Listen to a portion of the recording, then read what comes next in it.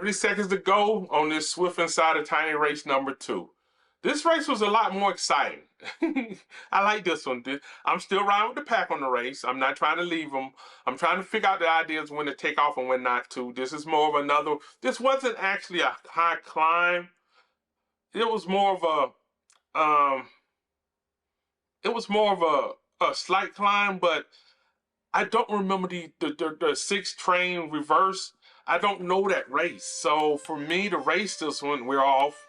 And for me to race this one, I gotta learn. The more I race, it's not.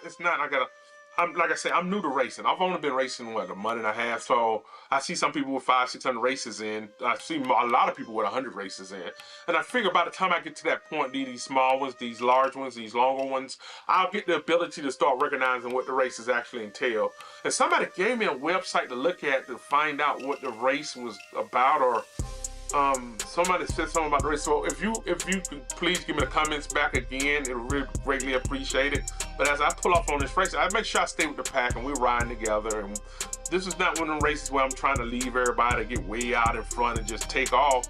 This is more of a group ride. This is more of a pace setting ride. This is the kind of rides I figure I'm gonna be into a lot of times. The kind of ride where we can just get out here and pull ahead. Now I know that there's a couple of climbs on here, but for the most part, you see I'm with the pack. In fact, these smaller climbs, these 2%, 3%, even up to 5%, I can pretty much power through enough that I can stay with everyone with me. So I don't mind those.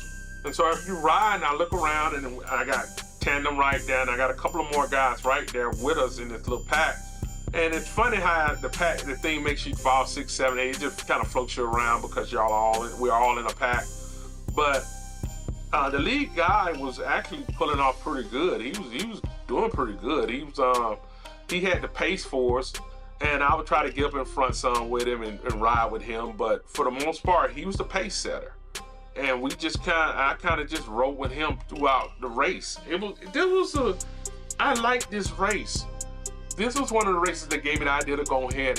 When I posted, most likely Friday, I did the Rhino race series where I ran another race right after these 4 races. I did another like 12 or 13 mile race right after this. It wasn't right after, maybe an hour later. But I was looking for another one to run, but I had to go get my hair cut, so I couldn't run another one. By the time I got back home, I was still racing for the day. But it is a nice. I like this race. It's not a hard race, and I kind of had a familiar idea what it was. It kind of reminded me of the London race we did about a week or 2 ago, where I came in pretty far down. You go down to the subway, it's like you riding over the plywood and stuff. I did that race, and this one kind of reminded me of that. And so I was thinking, and in fact, when I was riding, I was kind of thinking that might be that race. But I had forgot that was like a London race. So I got with tandem and we was riding pretty good. And I thought for the most part, this was gonna be mostly a flat where we just at the end do all our sprint, which believe it or not, we got to do now. The one thing I did do on the end of this one is I kind of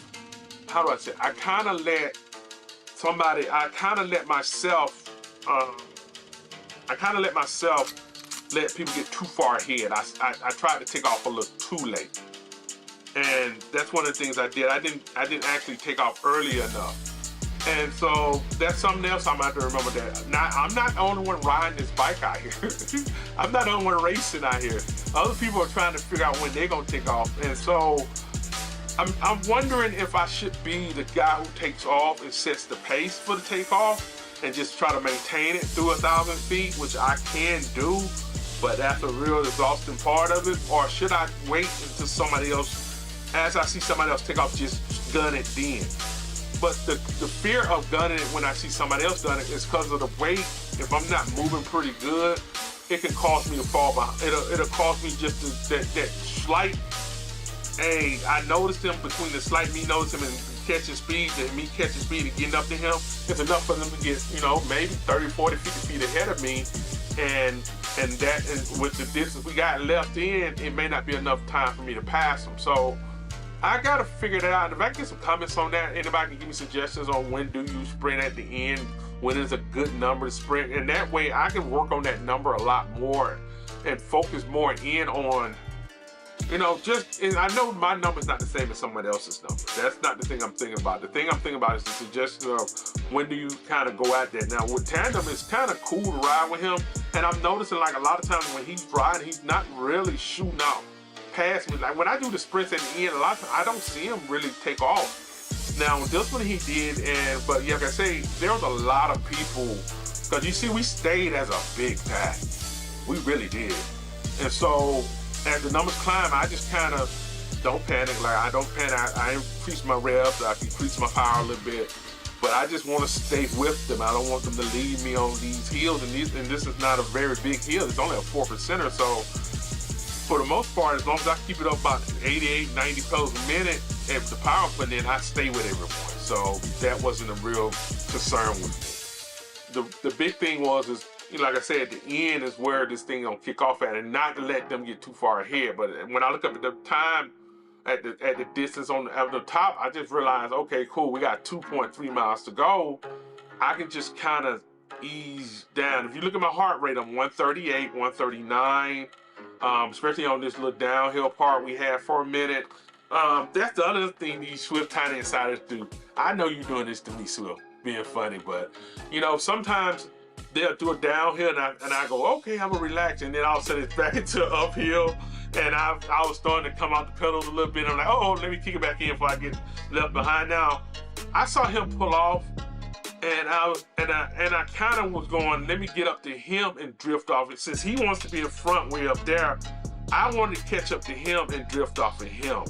And I think everybody else saw the idea that he was up in front, so everybody kind of just grounded up with him. So I kind of just sat back again. I'm like, okay, cool. I just let everybody else catch him, and I just ride inside the pack. Because I'm thinking there is a benefit of riding inside the middle of the pack where you get the draft benefit of being with them. So I'm staying in the middle of this thing, but I'm not letting myself fall behind.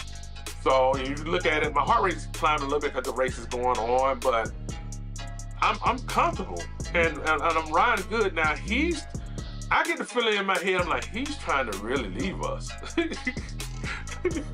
I do get that feeling when I'm riding, so I was like, you know what?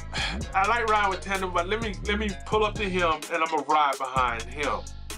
And I figured everybody else will catch up to us because I'm not gonna go that hard behind him. But I wanna, if you notice, I dropped it down so I can get right behind him.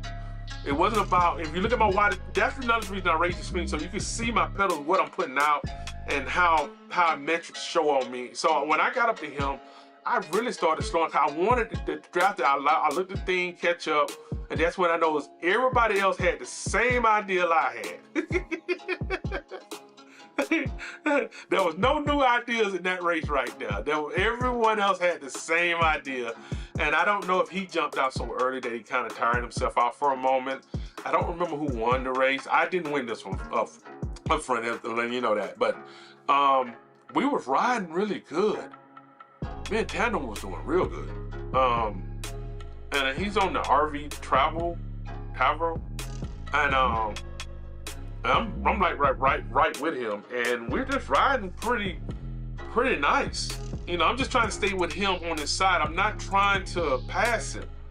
Now, if we go to a decline like we're doing now, my weight kind of pushes me past him. So what I've started learning to do is kind of come off the pedals. One mistake I used to make, critical mistake I used to make when I was riding, you know, I keep trying to get right behind him.